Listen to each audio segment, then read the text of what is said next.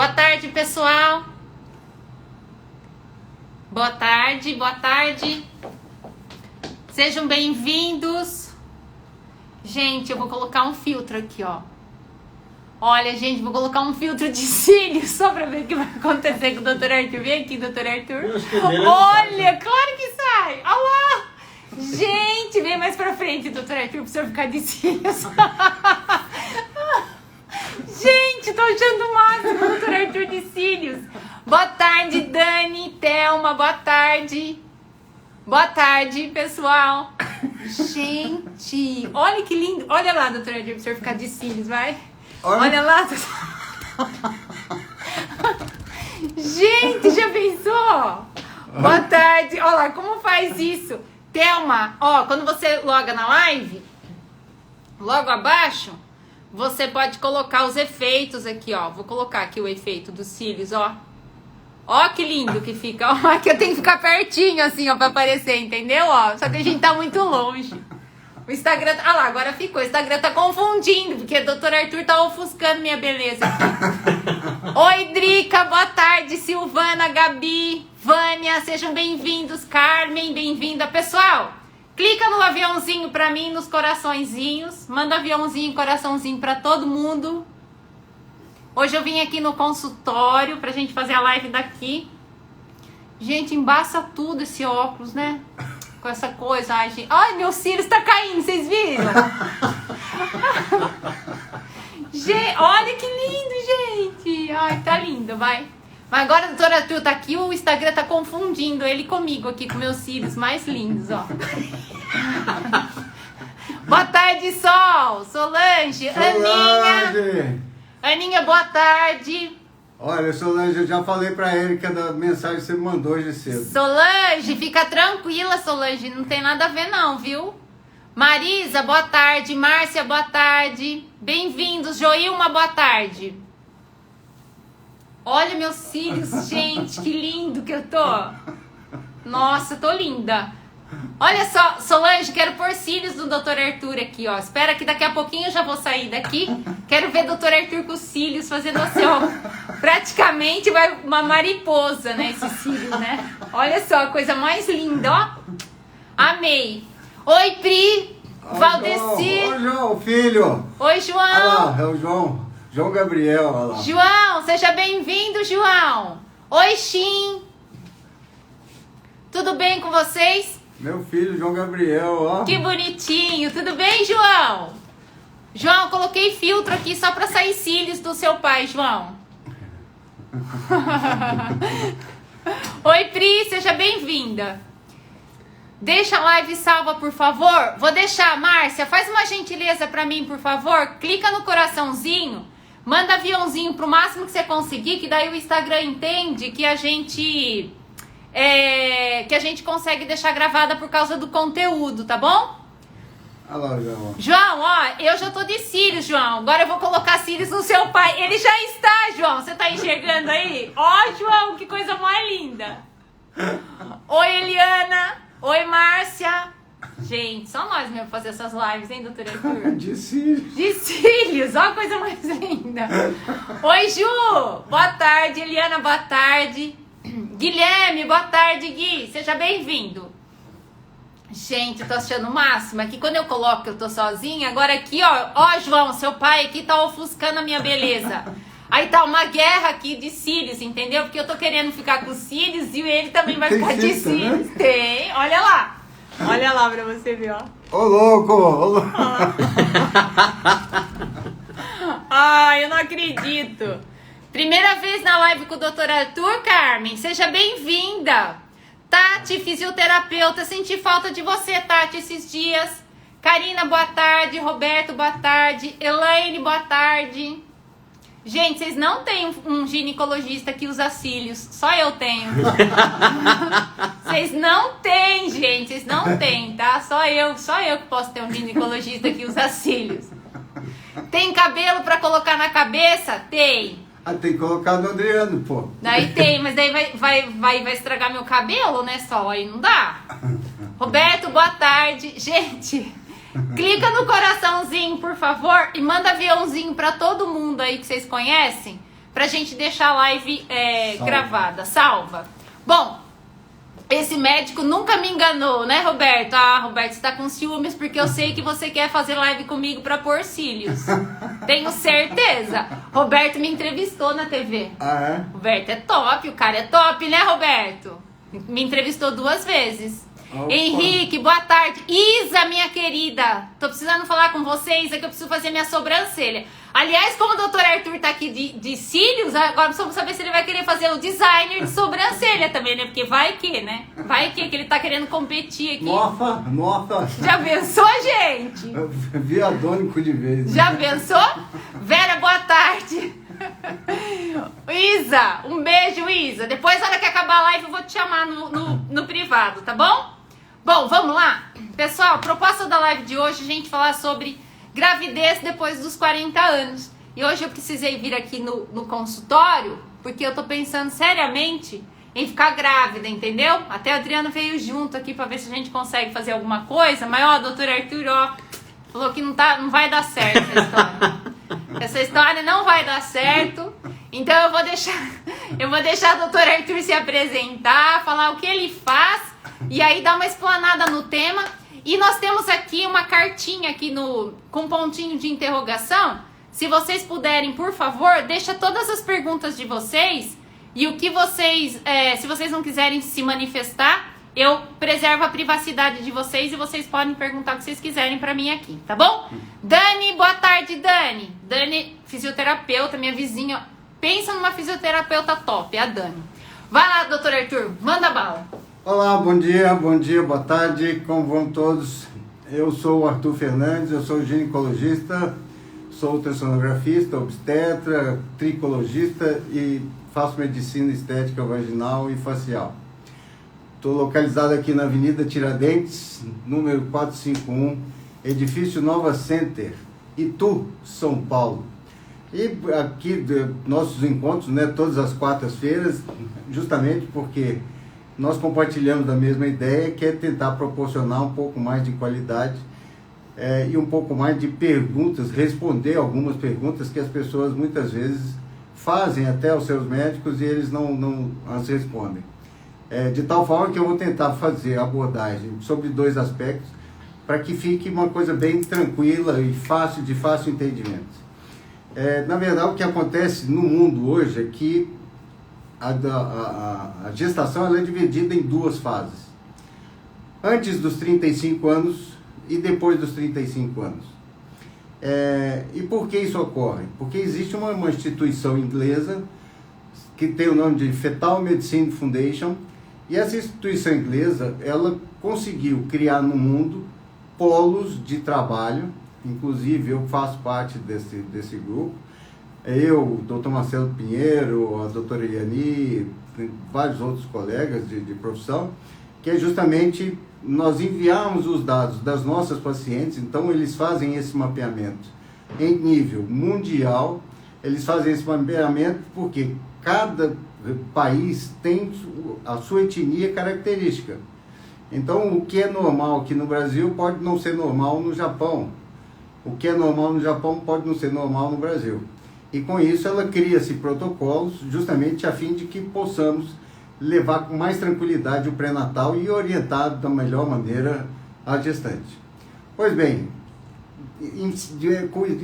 baseado nesses dados, a Fetal Medicine Foundation ela observou desde gestantes a partir dos 14 anos de idade até gestantes de 52 anos de idade, ela começou a mapear o risco de algumas alterações, doenças cromossômicas geradas, né, de mãe e filho, não propriamente genética, mas sim uma cromossomopatia.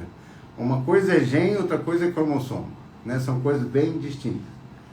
E com isso eles observaram um aumento de incidência das chamadas trissomias, né? As trissomias, para quem não sabe, é mais comum dela que a trissomia do par 21, né? Todos os números que eu falar, por exemplo, trissomia do 18, trissomia do 13, né? Trissomia significa alteração do par de cromossomo referente a esse número. Então a trissomia do par 21, que é um par relacionado, que está ligado ao sexo, é conhecida popularmente como síndrome de Down. A trissomia do 18, né, é o chamado trissomia de Edwards. E a trissomia do 13, que é chamada síndrome de Patau. Pois bem, algumas compatíveis com a vida, outras incompatíveis com a vida.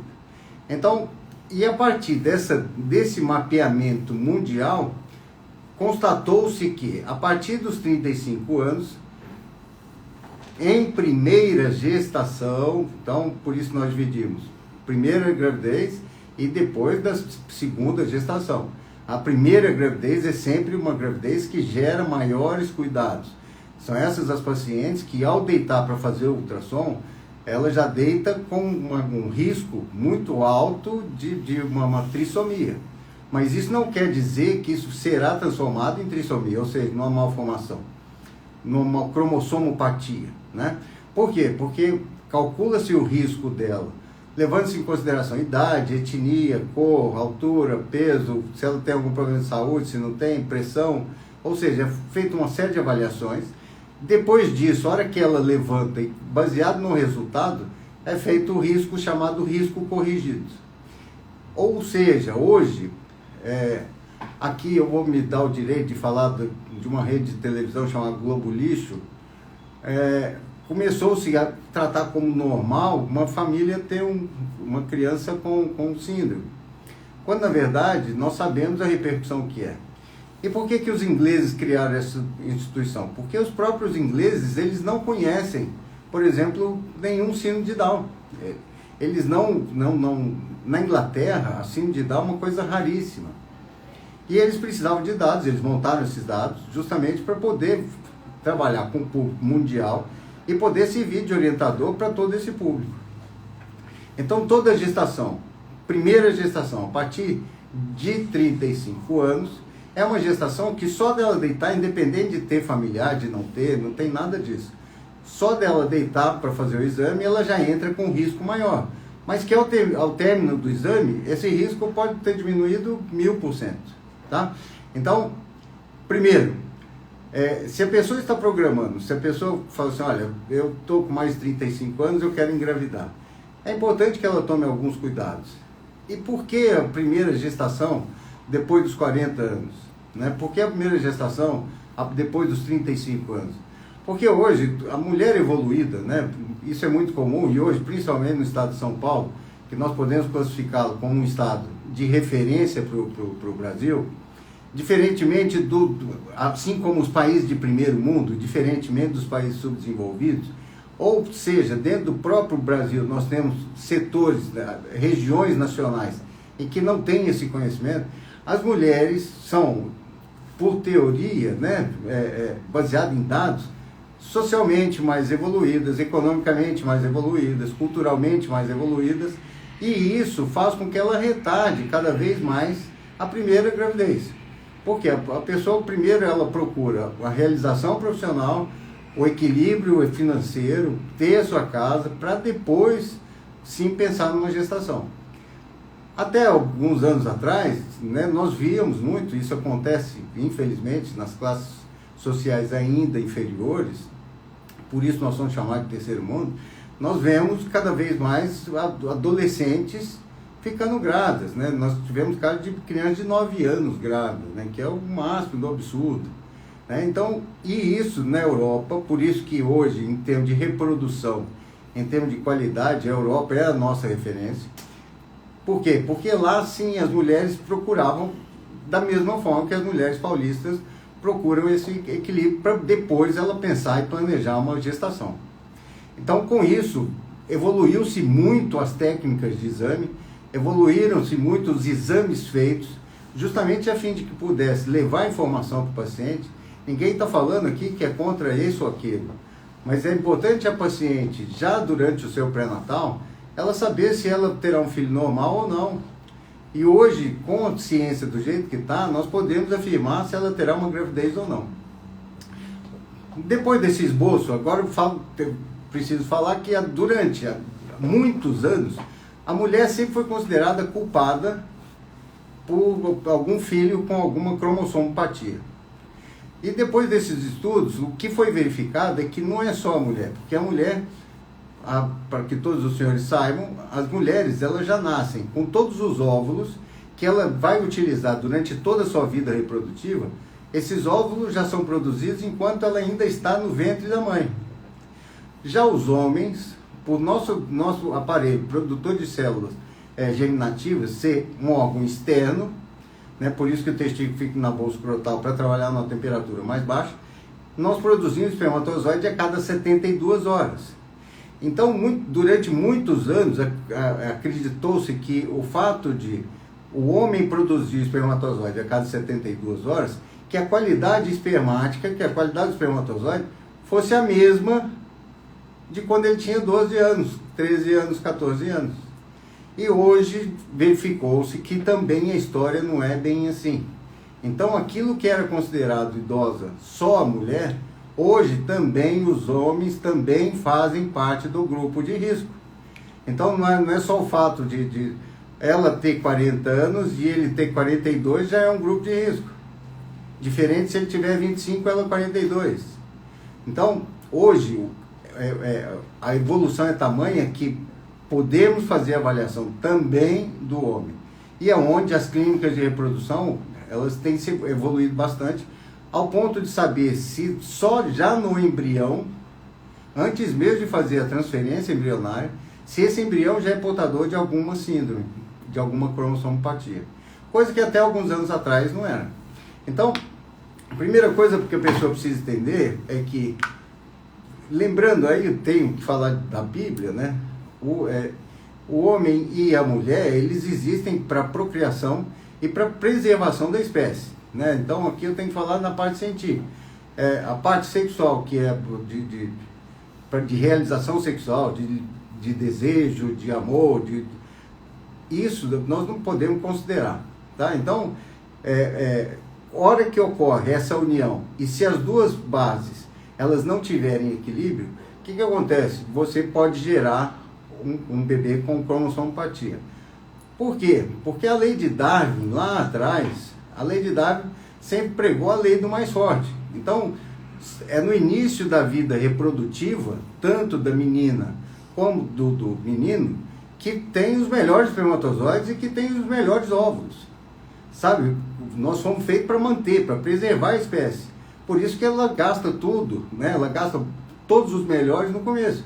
E como ela já nasceu com esses óvulos formados dentro da barriga da mãe dela, enquanto ela estava na barriga, enquanto ela não menstruou a primeira vez, esses óvulos é como se eles estivessem congelados. Eles estavam protegidos. A partir do momento que inicia-se a menstruação, a qualidade desses óvulos ela vai diminuindo com o passar do tempo. Por isso que os estudos eles mostram pra gente desde os 14 anos até os 52 anos. Tá bom? Eu acho que seria legal abrir também para pergunta, porque eu fujo um pouco do técnico, né? Tento explicar, não sei o que você acha. O cara é top, não é, gente? Fala a verdade, vocês não sabiam de nada disso. Conta pra mim, é ou não é verdade? O cara não é top? O senhor é top, doutor Arthur? Ainda mais agora o senhor de cílios, o senhor não é mais a mesma pessoa, gente. Eu acho que tem até que subir o valor dessa consulta depois dele com cílios, não é verdade? Oi, Ale! Seja bem-vinda, Alessandra. Bom, pessoal, eu vou falar algumas perguntas que chegaram nas caixinhas pra mim entre ontem e hoje, né? Teve pessoas que me perguntaram sobre os riscos que ocorrem durante a gravidez, não só com o bebê, mas com a mãe. Toda primeira gravidez, sempre, né? Quanto mais tardia, ou seja, nós estamos falando aqui o que nós iríamos falar, gravidez após os 40. Então essa mulher, ela está muito mais exposta ao trabalho de parto prematuro, ela está disposta, o risco é muito maior em restrição de crescimento intrauterino, do bebê não ter um desenvolvimento adequado, ela está disposta a doença chamada doença hipertensiva, né, da gestação, que é uma doença grave, que pode inclusive levar a óbito se não for adequadamente prevenida, se não for adequadamente tratada. Ela pode gerar, né, ela ter durante a gestação um diabetes chamado diabetes gestacional, que pós-gestação pode se tornar um diabetes tipo 2 e ela ter dificuldade, assim como uma doença chamada esteatose hepática, que é a gordura no fígado. Tá. Tenho aqui uma colocação da Isa. Tenho 33 anos e ainda não tenho filhos. Agora, então, é o momento de marcar uma consulta para ter um bebê? Olha, Isa, o momento, eu sempre brinco com as minhas pacientes que o momento é o casal. Numa das nossas lives eu falei que nós não conseguimos mensurar amor, né? Nós não conseguimos palpar o amor, não é isso? Da mesma forma, e eu falei que o amor é palpável a partir da união de um casal que gera um filho, né? E o filho, isso é o amor, né? Você consegue materializar o amor. Então, independente da idade, porque, como eu falei, os dados da Fetal Medicine Foundation são dados estatísticos, isso não é uma ciência exata, né? O importante é que você tenha uma alimentação legal, se você pratica exercício, se você tem uma vida legal, primeiro, se você acha que agora é o momento de você ter um filho, aí sim, aí começar a investigar, mas não em função da idade você começar a se cuidar por causa disso. Se cuide independente de ter ou não um filho, sabe? Se cuide. Deixa eu ver que tem uma pergunta aqui na caixinha também, pera lá. Deixa eu tentar abrir. E quem já tem mais de 35 anos e teve um filho, devemos ter cuidado também? Sim, os cuidados, como eu falei, só que os riscos eles são muito menores para quem já teve um filho. Porque a pessoa que já teve um filho, por teoria, ela ficou isenta, consideravelmente isenta de risco. Mas isso não quer dizer que ela não pode ter um filho com cromossomopatia. Só que ela já tem um histórico anterior, que a gestação dela foi tudo bem, ela não tem histórico familiar de cromossomopatia, isso vai... só dela deitar na mesa para fazer o exame, o risco dela já diminui consideravelmente. Ok. Aí tem uma pergunta na caixinha também, quando que é o melhor momento para se planejar uma gravidez? Eu falo que o melhor momento é quando você mais se sentir feliz e preparado. Tá. Eu não gosto de data.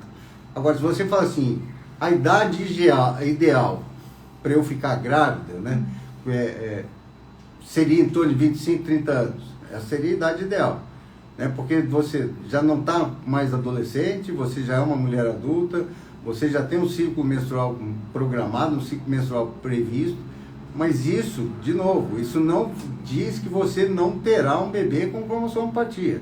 Lembre-se, o trabalho começou com uma menina de 14 anos e chegou em mulher com 52. Eu tenho uma paciente mais velha que eu tive, gestante, mas que não era a primeira gravidez, foi uma senhora justamente com 52 anos.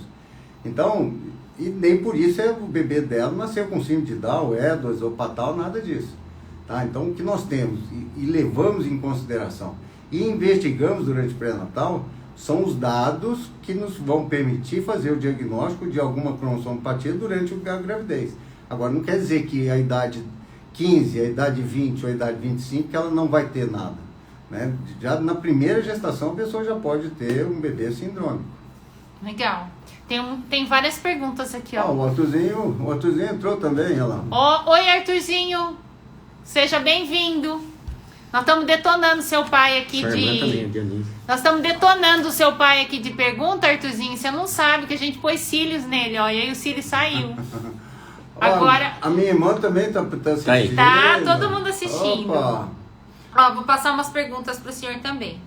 Neste contexto, o aborto é englobado como gestação, ou seja, o aborto entra nesse estudo que pode diminuir os riscos por ter ocorrido uma gestação? Não, pelo contrário, ele aumenta os riscos, né?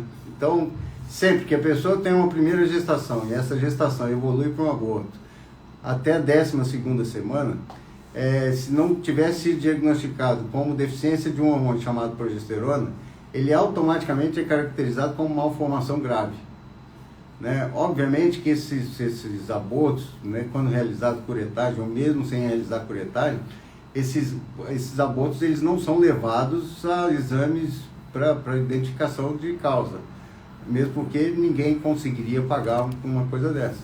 Né? Então, são estudos e como faz parte da programação médica, nós sabemos que os abortos iniciais, eles acontecem por 2 motivos, excluindo-se um dos motivos, que é a deficiência hormonal, nós já sabemos automaticamente que trata-se de um bebê mal formado. Então, uma pessoa que já teve um aborto, ela sim chama um pouco mais a nossa atenção. Gente, eu estou falando de aborto espontâneo, tá? Então ela já teve um aborto, ela sim chama atenção, e ela, a hora que ela deitar mesmo, ela vai ter um risco aumentado, não diminuído. Tá? Então, o risco dela é aumentado para as cromossomopatias. Só que na investigação durante o pré-natal, nós é que vamos saber, nós vamos ter toda a condição de responder para ela se aquele bebê tem alguma cromossomopatia ou não. Ok. A Adriana Bussago vai falando que o senhor é o melhor. Adriana, você é sensacional. Hoje à noite estamos juntos, tem né, aula Adriana? hoje, tem aula, né, Dri? Hoje à noite nós temos aula. Gente, eu acho que o Dr. Arthur tem que ir de cílios à noite hoje, que é o último dia. Hoje é a formatura, gente. Tem que pôr cílios no dia da formatura. Tenho 32 anos, meu marido tem 47. É uma combinação arriscada? Podemos tentar ter uma gravidez natural e um bebê saudável? Sim, claro. Gente, de novo, a coisa não é matemática, ela não é exata. Nós trabalhamos com o fato dele ter 47 anos, diferentemente da mulher, que os óvulos nós consideramos como primigesta idosa a partir dos 35 anos. Isso é uma classificação internacional. Essa classificação da Fetal Medicine Foundation não é uma classificação que nós inventamos. O homem não, ele já começa a ser considerado velho a partir dos 50 anos e não aos 35 como a mulher. Olha que coisa, né, gente? Adoro essas lives, porque eu uso depois tudo contra vocês mesmo. A chance... Adoro o doutor Arthur me explicar essas coisas. Aí tem uma pergunta aqui, ó. A chance de uma gestação de risco pode ter influência hereditária? E já tem casos de gravidez saudável depois dos 40? Já, né? Que já, você falou que já. E a causa existe uma incidência maior, por exemplo, as famílias que têm filhos, né, com cromossomopatias, existe uma incidência maior, mas não necessariamente que isso vai culminar num caso igual. Tá? Ok. Tem uma perguntinha aqui na caixinha, pera lá. E quem tem mais de 35 anos e teve um filho, devemos ter cuidado também? Sim, só que o risco diminui considerável. Ah, tá. Tem uma outra pergunta aqui, ó. Existem exames que ajudam a entender a qualidade do espermatozoide do óvulo? Não. Não? Infelizmente não tem nenhum desses exames. Esses exames, a medicina ainda fica muito... Ela só consegue investigar as cromossomopatias a partir do momento da união do espermatozoide e óvulo. Hoje, por exemplo, na reprodução assistida, os óvulos eles são escolhidos, tá? Mas isso estou falando em reprodução assistida. O que é uma reprodução assistida, para o povo entender? Reprodução assistida é justamente a fertilização in vitro, o FIV ou o ICSIS, né? Que é pegar o espermatozoide, colocar dentro do óvulo feminino.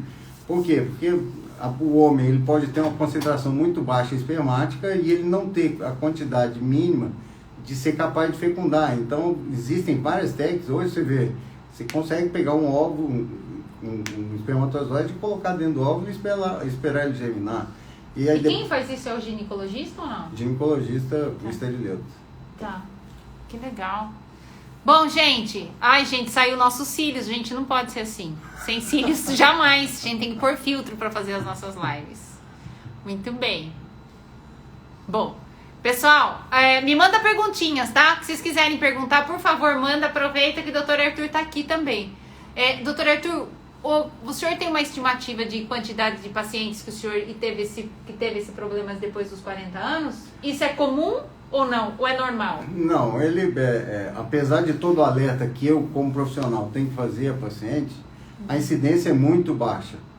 Tá? Mas, mesmo assim, o importante é a pessoa, o que eu falo para o paciente nós queremos qualidade de vida, nós lutamos por qualidade de vida. Sim. E é importante que ela tenha uma gravidez com qualidade. Então, não é justo a pessoa passar. É a mesma coisa a brincadeira do sexo. Né? A pessoa chega e fala assim, não quero saber o sexo, mas o sexo ele não vai interferir em nada. É diferente da pessoa falar assim, eu estou esperando um bebê normal e de repente nasce um neném sindrômico. Nasce um bebê com várias malformações. Né? Então, por exemplo, tem um glioma, que é uma malformação importante, que o bebê nasce é uma coisa feia de ver, e que vive por 2, 3, 4 minutos. Sabe, tem a síndrome Patal, que é a trissomia do 13, que às vezes o bebê vive até 48 horas, e são malformações feias. Sabe? Então, quando você... Por isso que eu não gosto do Dr. Google, porque a gestante, ela vai querer ver as coisas feias. Né? Ela vai falar assim, nossa, ele falou de trissomia, ele falou de síndrome de Down, ele falou disso. Ela vai querer ver. Então, a única coisa que eu falo para os pacientes é o seguinte, hoje nós sabemos que a síndrome de Down ela tem várias classificações. Então, nós temos portadores da síndrome de Down que estão vivendo 70 anos, 80 anos.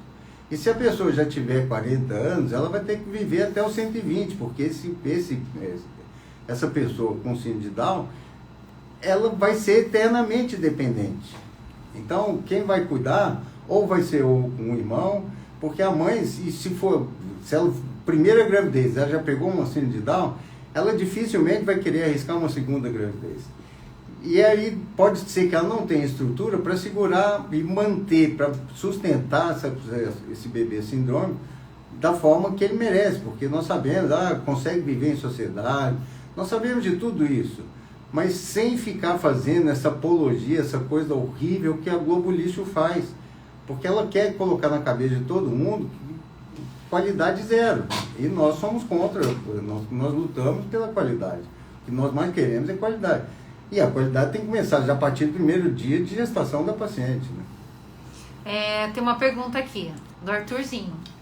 Opa. Não é de pergunta sobre 40 anos, mas sobre gêmeos. A mulher ter irmã gêmea tem uma probabilidade maior do que as demais mulheres? Sim, sim. Toda família que tem gemelar, existe sempre uma incidência maior de ocorrerem os gêmeos. Né? Mas... E, aliás, é muito mais frequente do que possa se imaginar, tá? Mas não obrigatoriamente isso vai acontecer. E é divertido, porque esses dias eu fiz o parto de uma moça que era gêmea, e ela cabeluda, né, igual a você, e a irmã dela com alopecia areata. Alopecia areata é aquela careca, aquela careca lisa. A irmã dela careca lisa. Aí cheguei com um lenço assim, eu olhei e falei... Não acabei de fazer o seu parto, você já está sentado com um lenço na cama, né? Mas gêmea idêntica. É idêntica. Então, tem uma professora de educação física. Foram minhas alunas, as duas. Foram. Mariana. Mariana, foi a Mariana. É. Eu fiz o parto da Mariana e a que não tem cabelo é desde pequenininha.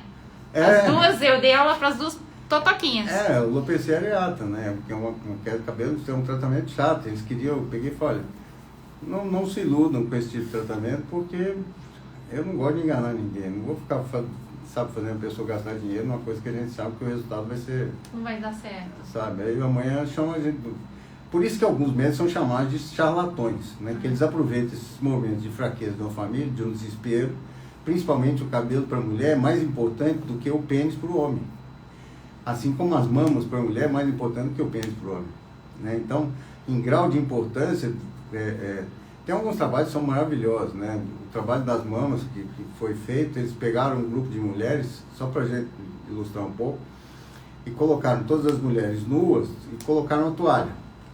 E entraram em contagem regressiva, todos sabiam que a toalha ia cair. A primeira parte do corpo que elas protegeram foi as mamas. Para depois a genitália. Então, para você ver a importância que é. Então, quando você vai dar alguma notícia que é relacionada à mama, ou você chega para uma pessoa, você fica olhando para o cabelo dela, e ela tem alguma falha, alguma coisa, isso dói muito na mulher. Né? E alguns profissionais não têm essa sensibilidade de chegar para a coitada da moça, coitada no bom sentido, de chegar para ela e falar assim, olha, querido, você tem um problema assim, assim, assado, vamos resolver. Mas vamos resolver de maneiras paliativas. Dentro do possível. Dentro do possível. Vamos usar uma prótese, sabe? Não que fazer a pessoa gastar mundos e fundos de dinheiro para depois chegar e falar que não vai dar certo. Tem uma pergunta aqui lá de Portugal. O que o senhor me aconselharia, pois aqui em Portugal tenho opções de escolher a cirurgia para não ter mais filhos, tirar o útero ou fazer pelo umbigo. Tive 3 filhos e todos foram normais.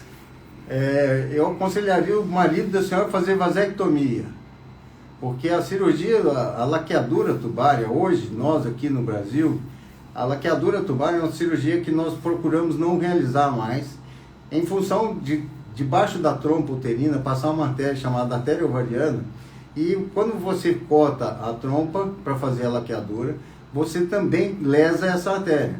De tal forma que nós vamos levar um prejuízo para essa mulher depois, principalmente na distribuição no organismo dela dos hormônios ovarianos. Então, ironicamente, essa pessoa, depois que faz laqueadura, é muito comum hoje, você tem que voltar a usar anticoncepcional justamente para ter um ciclo menstrual regular. Então, nós abolimos. Hoje, aqui no Brasil, são poucos os médicos que fazem, e os que fazem muito mais pelo fator financeiro, me perdoe a franqueza, do que explicar para a mulher. Né? Nós, homens, a vasectomia é um procedimento muito mais simples, que resolve da mesma forma e que não vai interferir na qualidade de vida da mulher lá na frente. Ok, a Lu tá fazendo uma pergunta aqui, entrei agora, não sei se já foi feito, gravidez depois dos 40, a probabilidade de ter um filho com deficiência é muito grande. Sim, Lu? Sim. Doutor Arthur explicou aqui, sim. Deixa eu ver se tem mais perguntinhas aqui, ó. Meu marido fez vasectomia e é uma libertação, a Marinês está falando. Sem dúvida, é uma libertação. E você não mexe com a integridade hormonal da mulher, né? Então, nós sempre vamos bater na tecla de qualidade, né? Então, nós queremos a qualidade das nossas mulheres, nós queremos a qualidade dos homens. O homem não vai perder qualidade espermática, o homem não vai diminuir libido, ele não vai ter impotência, pelo contrário, o casal vai poder se aproveitar muito mais.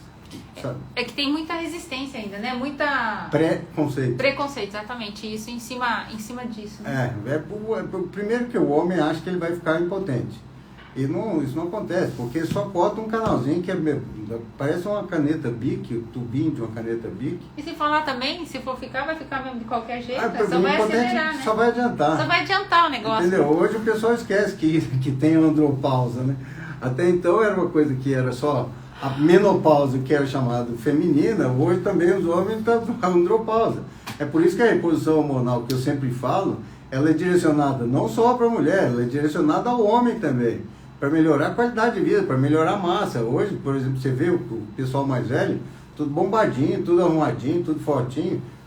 Então tem que melhorar a qualidade de massa. Hoje eu falei que tem alguma coisa nova chegando no mercado aí, que eu estou agora em setembro, eu quero ver se eu faço esse curso, que vai revolucionar, se for tudo o que falar, vai revolucionar a qualidade do sexo, tanto masculino como feminino. E nós estamos falando de coisa nova que está chegando, que já está rodando na Europa, começou a rodar nos Estados Unidos, já foi aprovado pela FDA. Para homens ou para mulher? O casal. Ah, para o casal. Para o casal. Muito bom. E que não são, a base não é esteroide anabolizante. Muito bem. Ó, tem uma pergunta da Kelly aqui. Quanta maldade, Tamar. Eu sei que no fundo você riu, Tamar. Eu sei porque eu conheço a mulherada. A hora que eu falei que vai ficar assim também, eu senti assim na sua alma que você deu uma risadinha. Eu falei que só ia acelerar o processo, ia adiantar o processo. Kelly tá perguntando. Kelly, minha aluna, pensa numa mulher brava, Kelly. Kelly, queria saber se pensa em engravidar após os 40, se indica fazer algum tratamento. Sim, sempre a correção de vitaminas. Essas vitaminas, o mais importante é o ácido fólico, a vitamina C, a vitamina E e as vitaminas do complexo B. Por quê? Porque nós garantimos terminações nervosas melhores, garantimos uma melhor qualidade de espina bífida, de coluna, de formação de coluna, que é justamente o eixo que vai dar origem central à coluna, para que ela não haja falhas de fechamento, né? Que é a famosa espina bífida. Então, e nós garantimos, através da vitamina C e da vitamina E, uma renovação celular, né? Porque elas trabalham também contra os radicais livres. Muito bem, eu como vou ser case de sucesso do Dr. Arthur, porque eu vou engravidar agora, entendeu? Aí, Adriana! Entendeu? Batata tá aqui, ó, que o cabelo dele fez assim agora, ó. Né? Não é verdade? Doutor Arthur, e obesidade depois dos 40 dificulta mais ainda o processo? Dificulta, sempre, né? É importante deixar claro que antigamente a medicina era muito covarde, né?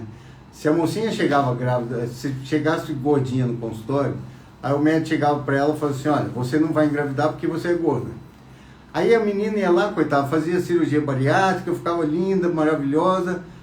Aí o médico chega para ela e fala assim, ó, você não vai engravidar porque você fez a bariátrica. Então tem os médicos covardes, que eles se escondem atrás de problemas. Então, tanto a gorda como a magrela ou a pós-bariátrica, todas podem ficar grávidas. Obviamente que o hormônio feminino, né, ele é produzido a partir das células gordurosas.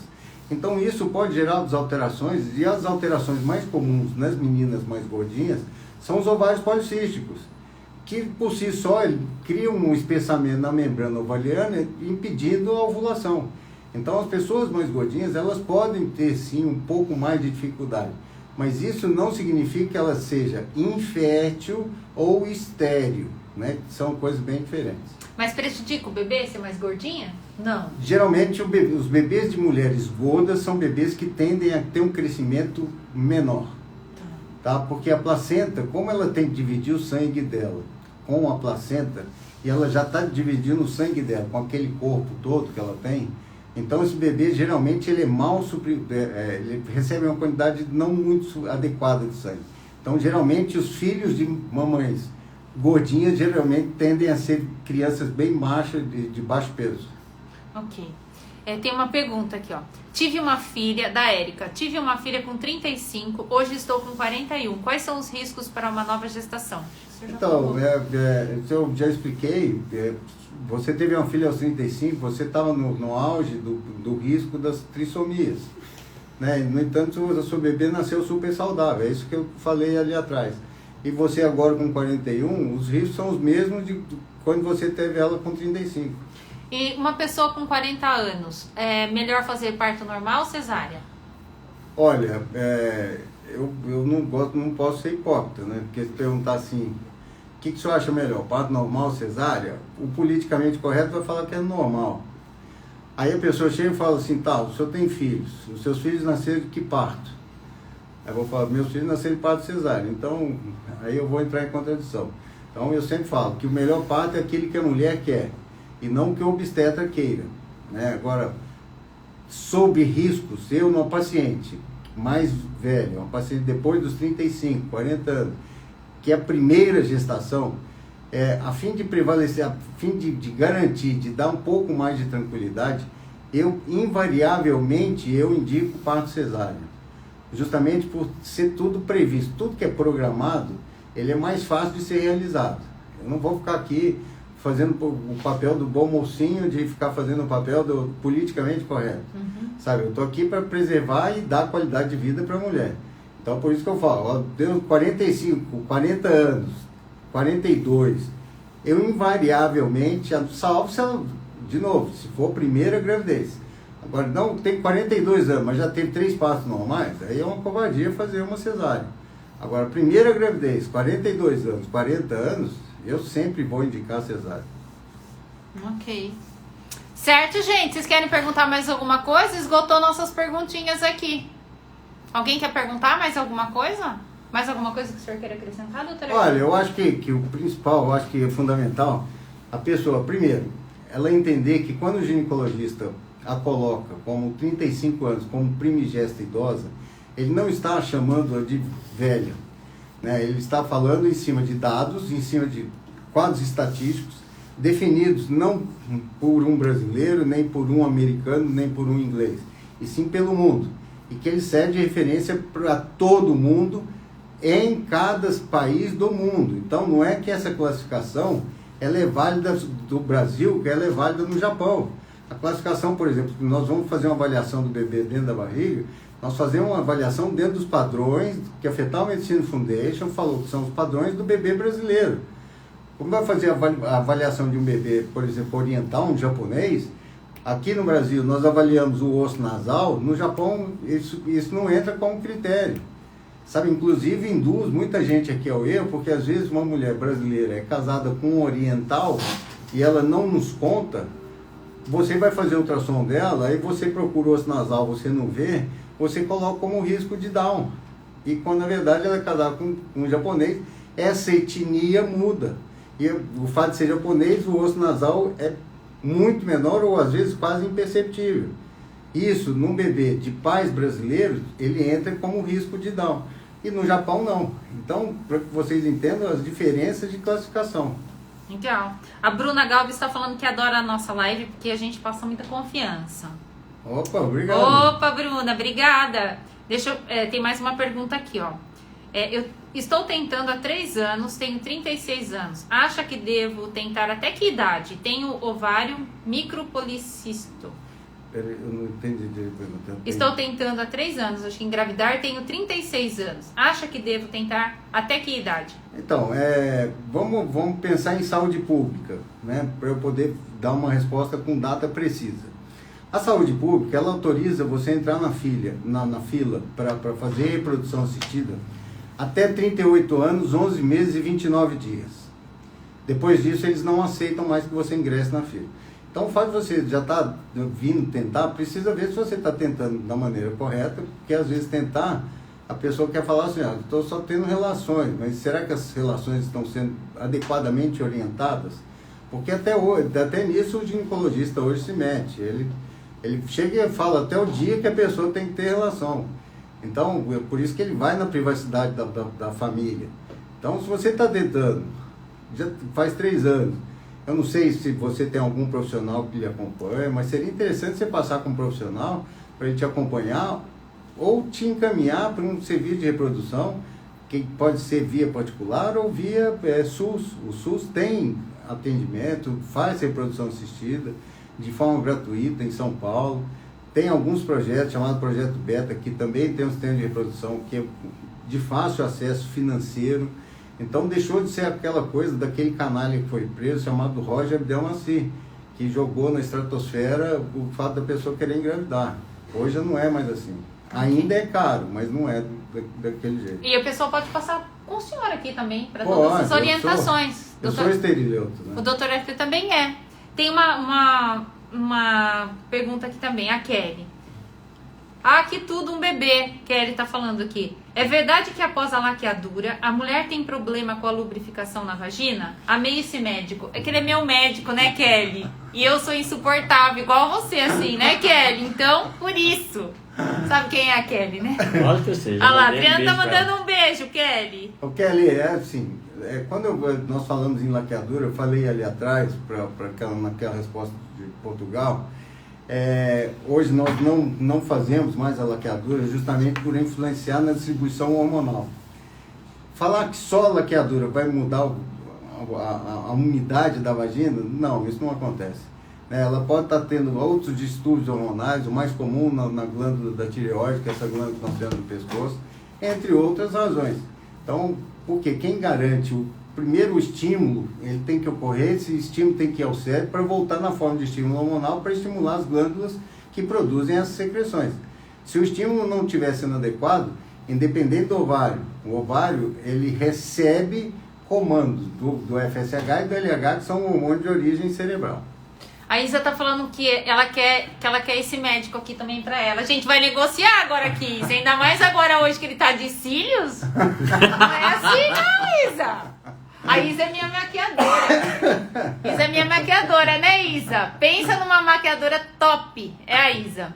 A Solange falando que fez tratamento 4 anos e na realidade erramos, eu acho que ela quis dizer. Fez tratamento 4 anos e acho que na realidade ele errava. A Kelly falou que insuportável como eu, né, Kelly? A Van falando aqui, Dr. Arthur é um profissional incrível e as consultas dele são uma aula. Destilam os aplicativos, né, Dr. Arthur? Gente, é só trago gente top aqui no meu canal, né? Lógico, né? Olha, você vê, Adriano, eu, Érica. Nossa. O Adriano, eu, Érica. É nós 3. Só gente top aqui no nosso canal. Mas teve aquela moça lá de Americana que eu assisti a live dela. Sanuí não tá aqui. Sanuí não tá aqui. É verdade. Que tem, adorei do YouTube lá, do treta lá com do Rogério Gimenez, ele não tá aí. O Rogério é nosso público de manhã. Agora ele não é, o Dr. Rogério. A Dani tá falando aqui, ó. A Selma tá perguntando se o senhor atende convênio. Atende, né? Atende convênio. O Dri vai colocar o telefone do consultório aqui pra vocês. Lizinha. Aí vocês podem entrar em contato. O que a Lizinha tá colocando eu? Vamos ver. Eu já te vi, Lizinha. Um beijo, minha irmã. Ah, Dionísia, um beijo pra você. Hoje Arthur ele nem teve ataque de riso aqui, né? Nem teve ainda. A Dani tá falando, como método anticontraceptivo, qual o DIU que você indica, por gentileza? Então, Dani, isso aí a gente precisa conversar pessoalmente para saber algumas características do funcionamento do seu corpo. Né? Você sabe que existe o DIU hormonal e o não hormonal. A opção deles vai depender em cima daquilo que vai encontrar em você, né? Dos seus ovários, da sua fisiologia, de como você funciona. Porque eu chegar para você e falar assim, olha, eu indico o DIU de cobre, o DIU de cobre funciona super bem, é um DIU maravilhoso, que não tem efeito colateral nenhum e que não vai fazer o seu corpo trabalhar sob ação hormonal. Já o outro DIU, ele além de ser uma proteção, uma barreira mecânica, assim como o DIU de cobre, ele libera o hormônio. Tem seus benefícios? Tem, mas tem os malefícios. Por exemplo, o DIU hormonal, ele tende a diminuir a libido, por exemplo. O DIU de cobre é um DIU que ele só tem barreira mecânica, né? Então eu sempre brinco que se você chega numa fazenda, por exemplo, de arroz ou numa fazenda de milho, você olha lá, tem um espantalho lá com o braço aberto e tal, um chapéu. O passarinho pousa no braço do espantalho. Se pousar no braço do espantalho, o espantalho não vai mexer o braço, o passarinho sai voando. A diferença do DIU hormonal é que além, pode até tentar pousar, mas vai levar um choque. Né? Então, são práticas diferentes. Por isso que a gente tem que avaliar paciente por paciente. Ok, a Dani falou que ela vai marcar uma consulta aqui com o senhor. Fala o telefone daqui, doutor Arthur. É 11, é 11 aqui tu? 11 9 9425 9425 3622. 3622. O Dri vai colocar pra gente aí nos comentários. E vai falar com a chará dela. Ah lá, vai falar com a sua xará, Dani. A Dani é minha vizinha.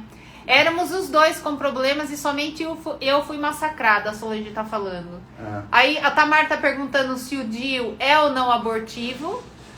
Então, depende, aí entra a concepção teológica, né? Tá. Se você considerar que é vida, duas células juntas, ele é abortivo. Enquanto não houver, nós entendemos como abortivo a partir do momento que você tem atividade cardíaca funcionando. Se você não tem atividade cardíaca, você só tem um grupo de células, é a mesma coisa de você pegar uma colher e raspar no interior da boca, você vai ter um monte de célula ali, e nem por isso está provocando aborto. Mas aí é uma celeuma que vai entrar numa seara de discussão. Tem uma pergunta aqui da Van. Doutor, para as tentantes, fala um pouquinho sobre a ansiedade. Acho que é gestantes. Não, é para quem está tentando. Fala um pouquinho sobre a ansiedade. Senhor Google e aplicativos para acompanhar a menstruação. Tomei muito pito do Dr. Arthur por causa disso. Acho um absurdo quem fica procurando as coisas no Google. Ô, Van, como você já tomou pito, você já sabe mais ou menos o que eu vou falar. Primeiro, não faça filho, né? Faça amor. Né? O filho é fruto, né? Então... Nossa, isso aí parece coisa de marketing. Assim, nossa, Arthur! Até aquelas propagandas da mulher do shampoo, assim, com o cabelo, assim, não faça filho, faça amor. Gente, vocês viram isso? Olha só o cara, meu. Nossa, o cara tá romântico. Tudo isso é por Tá causa inspirado. dos cílios. Olha o que um cílios faz num homem. Então, é porque ela escutou isso, com certeza ela escutou isso. Então, primeiro, se você ficar fazendo filho, você vai transar com o calendário. Só você ter coração cinza, assim, voando, assim. Você vai fazer amor com o calendário, né? Você vai ter relações com o calendário. Ah, e hoje é dia par, vamos lá. Não, amanhã é dia...